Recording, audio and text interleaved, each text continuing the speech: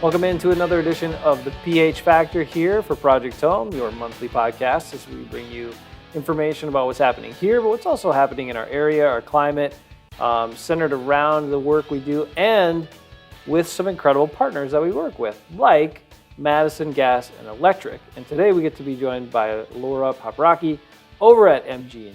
She's going to tell us all about a number of things, but first we're going to get kind of nerdy. Laura, come on in. And let's get nerdy about building science, okay? Hey, Jason. I'm always up for getting nerdy about building science, energy efficiency. I know you love that stuff. So give us a bit of your background. I know you've been with MG&E a little while, but you've got a pretty long history in this type of industry. 14 years ago, I had an opportunity to start my own business, and I decided if I was going to do that, it was only going to be doing what I loved. And I have always had like an underlying passion for residential energy. I think it's still pretty fascinating that you can flip a switch and power on lights, have a refrigerator running. All of our common everyday conveniences, are available because of electricity and natural gas. Everything about building science and energy was kind of passion for me.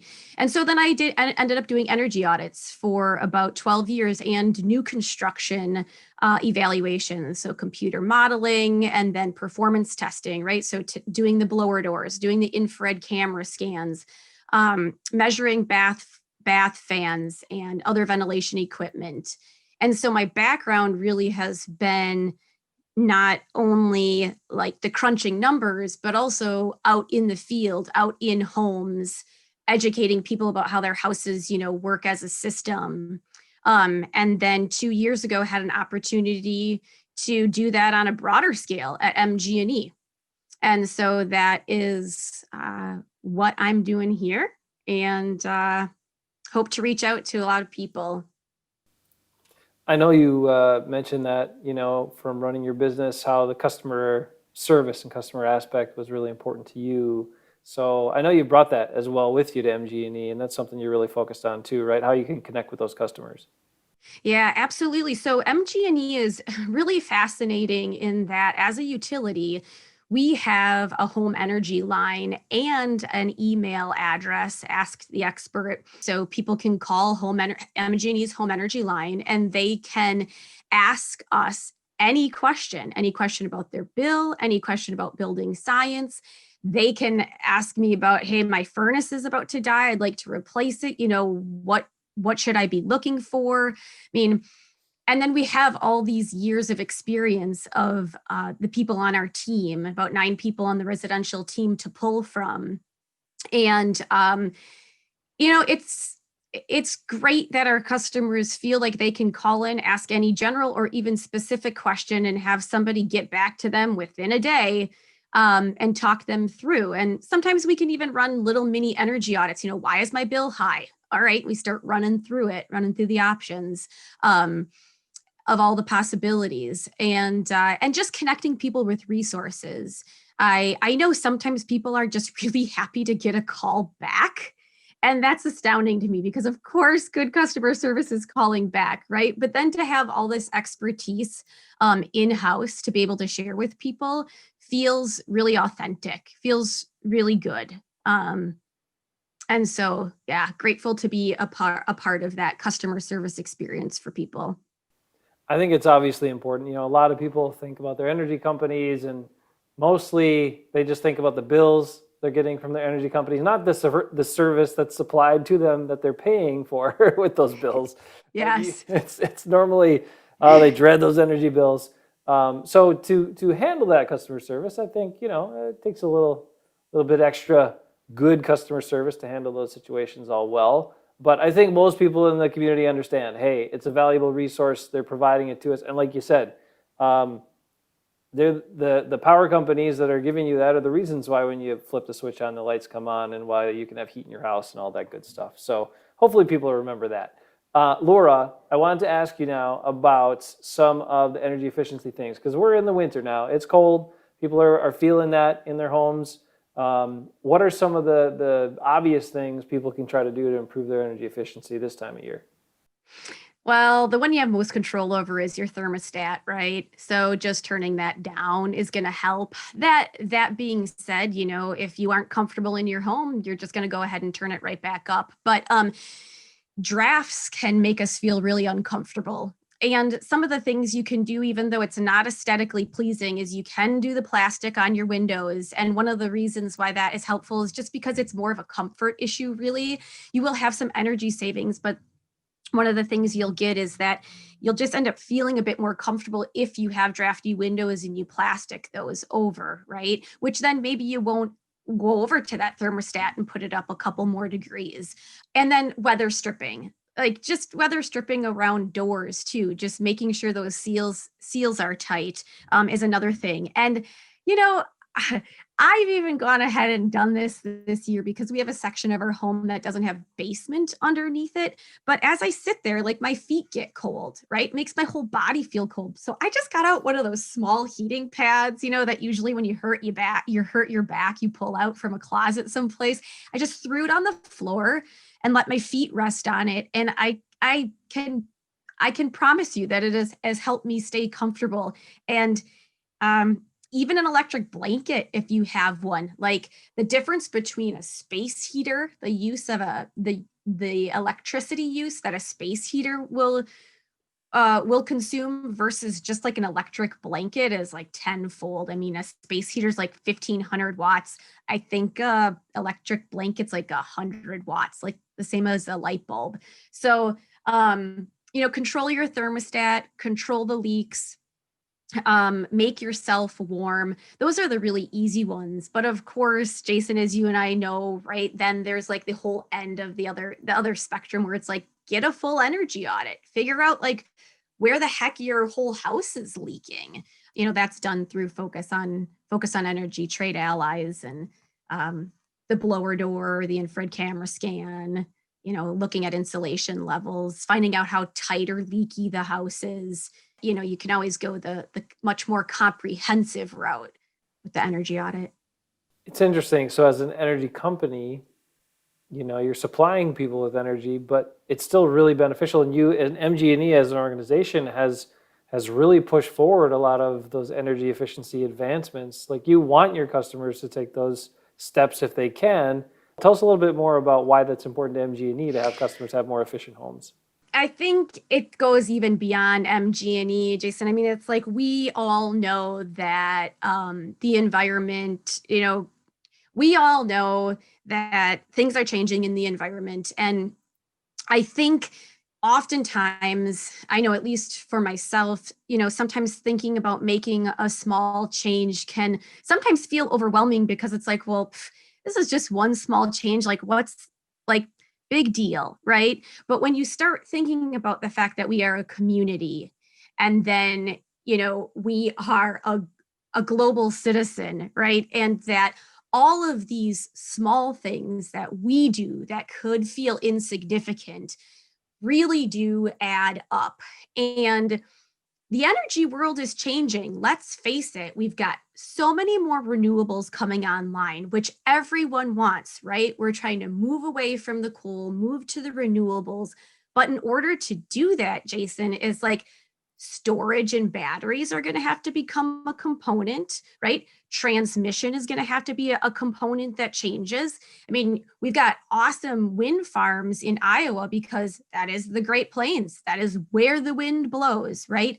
And as more renewables come on, that transmission is going to look different and storage is going to look different. And so when I think about people being energy efficient, it's changing in that it's not just about saving energy because it's the right thing to do.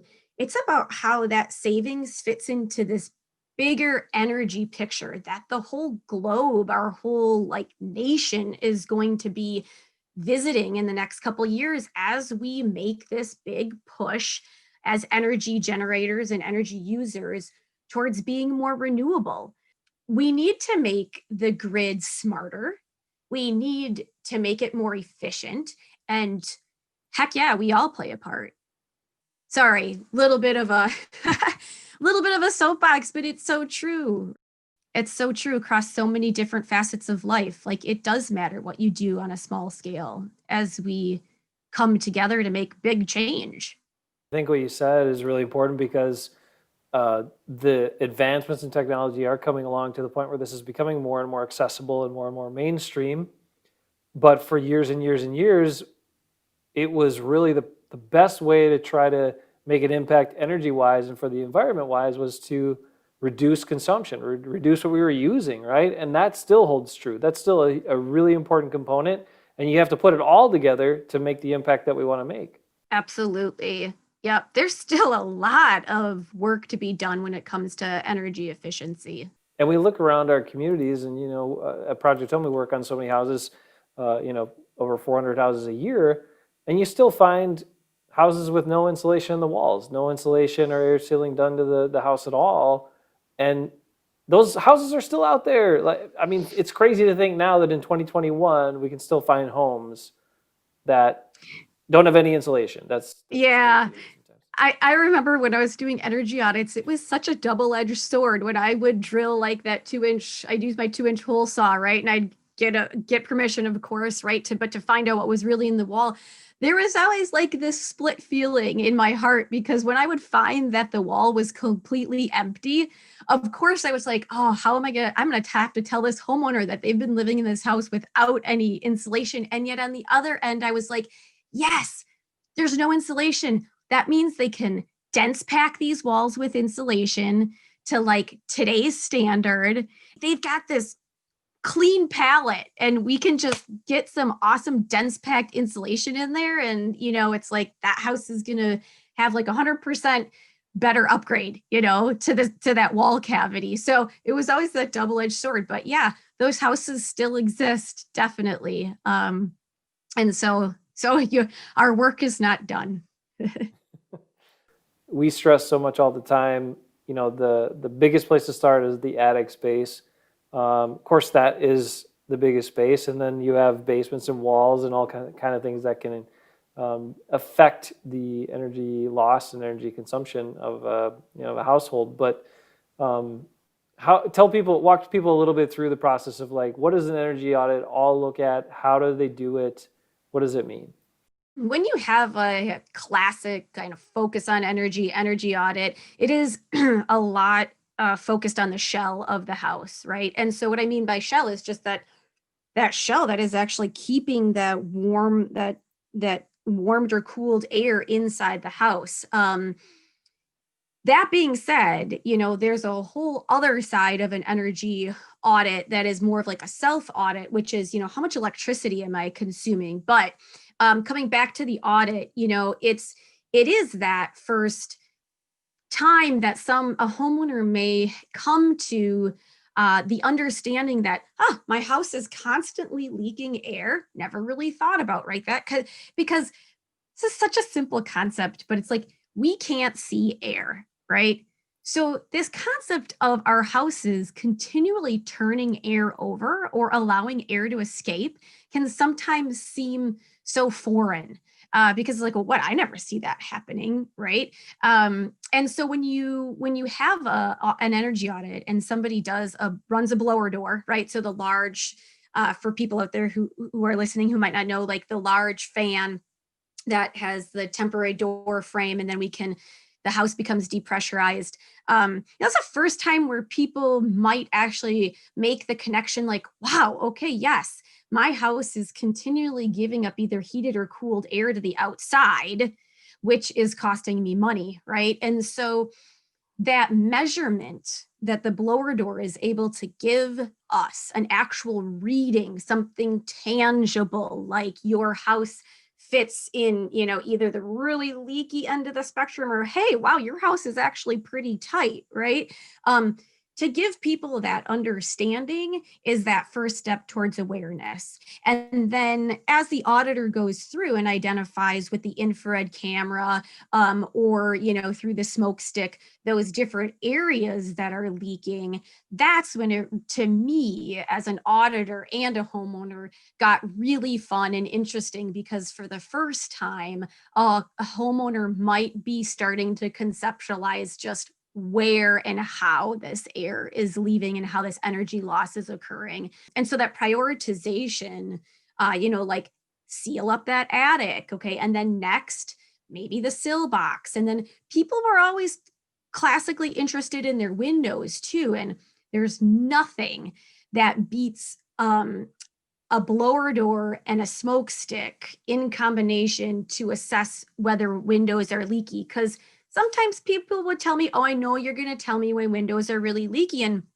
surprisingly, I'd say, yeah, absolutely not. Your windows are just fine.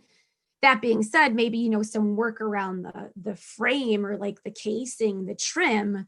But that prioritization of understanding, and then of course the prioritization of all the insulation levels. So you've got air moving in and out of the house, but then, I always liken that to like, a human being putting on a windbreaker, but then you go to that next layer that keeps you warm, which is like the thermal, the thermal fill or your down or, like the cozy part of the coat. And that's really the different insulation levels. So, what is going on in the attic? What is going on in the walls? What's going on in the sill box? Is the basement finished?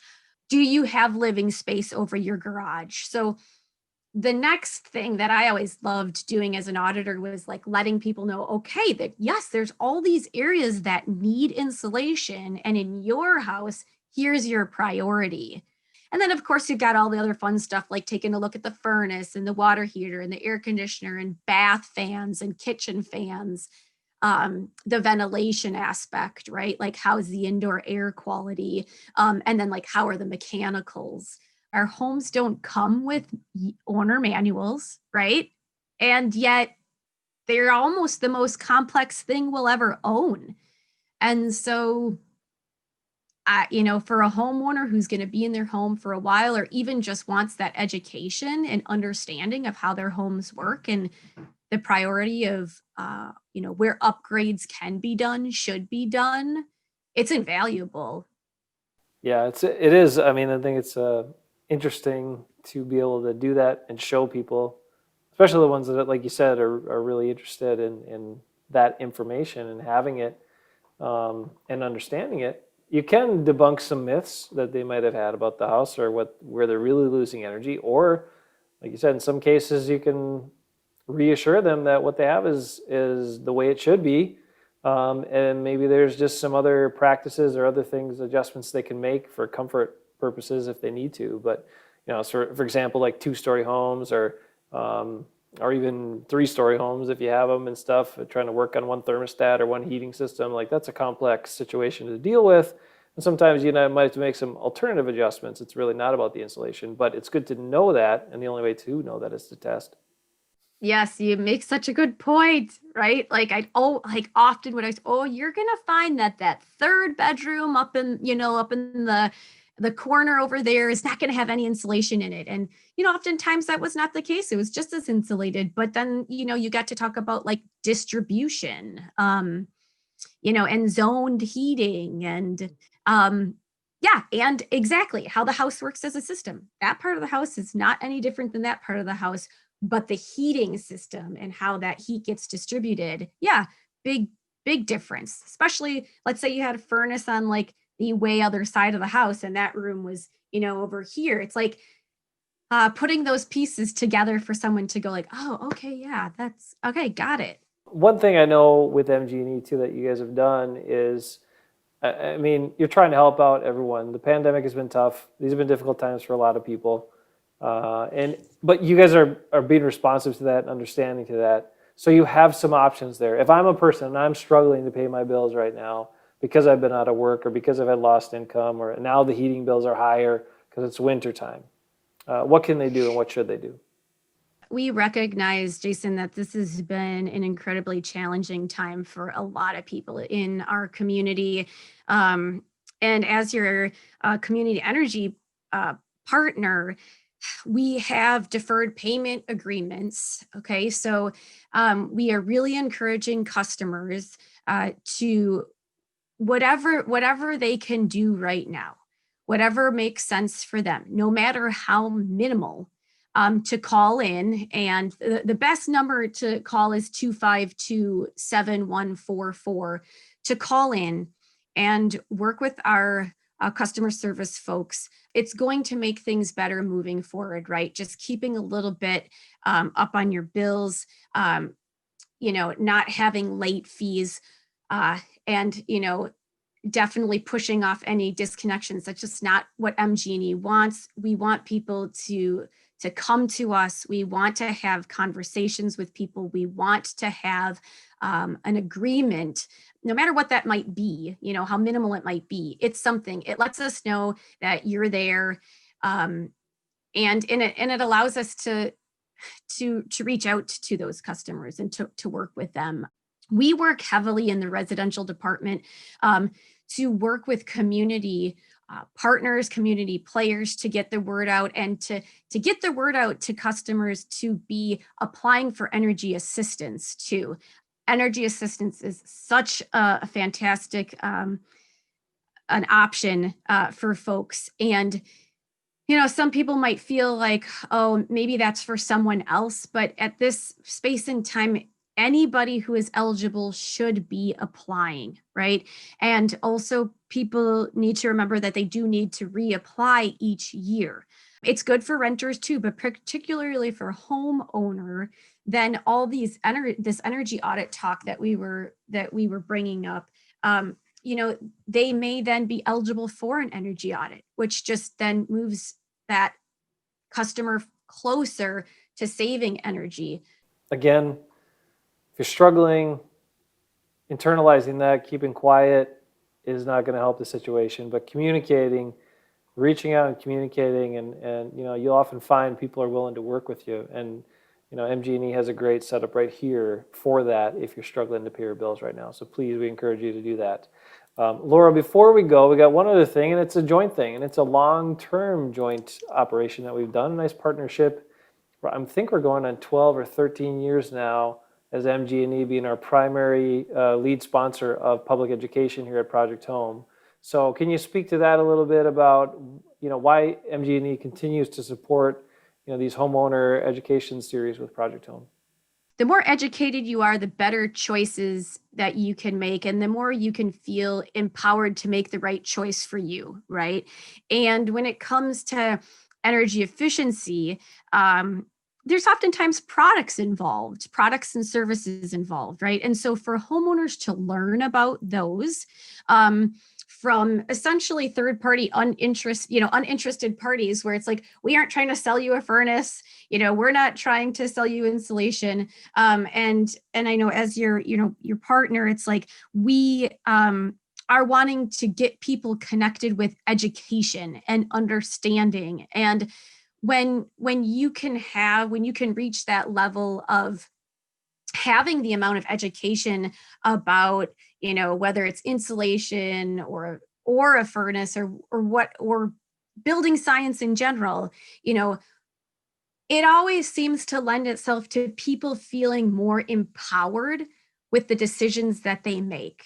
And that's a gift, I think, in terms of helping out humanity, helping out our fellow customers, our community at large, is, giving people that opportunity to learn, become educated, and then say, yeah, I get it. And I know what choice is best for me and my family. And I would say that, continuing to support homeowner education, around energy efficiency and home improvements is a no-brainer. And so I'm so grateful that Project Home is able to provide that to homeowners. And you've always done just a fantastic job. And so thank you so much for that partnership. And we love having the opportunity, to share some of these things. And we try to pick, we have the energy saving class, and we've done that for a very long time. And we've added some other things too, because the need is there and the interest is there, but it's also kind of just helping, I think, during these times, like you said, to empower people to understand more about the systems, the way their house is working, how they can maintain and rectify some issues that might come up. But also, one key point here as we put in is also learning more about how to qualify contractors. The more of these, if they get some base knowledge, they're not going to come out of a watching one session and be an expert, but if they get some good base knowledge and learn some things, and we help identify with them, okay, these are key things to ask your contractor and things like that, like we often do, they then can help make sure they're hiring the right contractor for themselves to work on their house. And that's half the battle most of the time. That's such a good point. Yes. What's amazing too, when I think about people having access to free classes, and having Project Home offer them is, I mean, you just said it yourself, Jason, earlier, 400 homes. Is that about what right? Yeah. So you multiply that times however many years the given speaker, that you have might be presenting, talk about something that's invaluable is day in and day out experience with all of these different building science and homeowner issues or challenges. There's just nothing that is as valuable as experience, like personal experience and people sharing their personal experiences. And I know your employees, oftentimes have been there for quite some time. And it tells me a lot about your staff and the work that you do, and the amount of experience that you have. And so to know that, MG&E's customers have access to that for free, like a diamond in the rough. Well, we couldn't do it without your support and your partnership. So it works together. It's synergistic, and that's all for the greater good. So we appreciate your support and you doing that. And your time today, Laura. You're awesome. Thanks, Jason. We love talking some energy efficiency with you and what's happening. Now, you gave some numbers before, but mgne.com is kind of the home. You guys are also on Facebook and other socials too, but really mgne.com is the place to start, right? Absolutely. And Home Energy Line, which is the 252-7117, ask the expert at mg.com. Don't hesitate. Like we love engaging with our customers. So thanks so much, Jason, and be well. You too, Laura. That's Laura Paprocki of MG&E. This is the PH Factory. We'll catch you next month.